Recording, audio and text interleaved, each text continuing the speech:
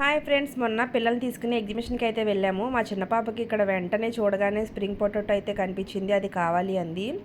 నిజానికి మామూలుగా పొటాటో అంటేనే చిన్నపిల్లలు చాలా ఇష్టపడతారు కదా, అలాంటిది మేకింగ్ అది చూసి ఇంకా ఇష్టపడతారు. వాళ్ళు హెల్తీగా ఉండే ఫుడ్ కన్నా ఇలా అన్హెల్తీ ఫుడ్నే ఇష్టపడతారనుకుంటానండి. కానీ తప్పదు కదా, ఎప్పుడో ఒకసారే కదా అని కొన్నాను. ఇప్పుడు ఇలా ప్రిపేర్ చేసి తీసుకెళ్ళి ఒక పిండిలో ముంచారు. అది ఎంత కలర్ఫుల్గా ఉంది అంటే నిజంగా ఫ్రై అయిపోయింది అన్నంత కలర్ వచ్చింది. దాన్ని తీసి ఆయిల్లో వేసి చాలాసేపు అయితే ఫ్రై చేశారండి.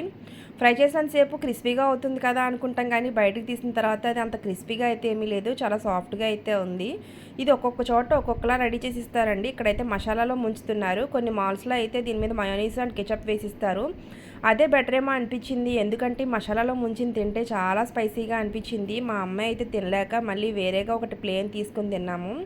చూడడానికి అట్రాక్టివ్గా ఉన్నవే పిల్లలు ఇష్టపడతారండి, అది హెల్తీయా అన్హెల్తీయా అని కూడా ఆలోచించరు కదా. మీరేమంటారో కామెంట్ చేయండి.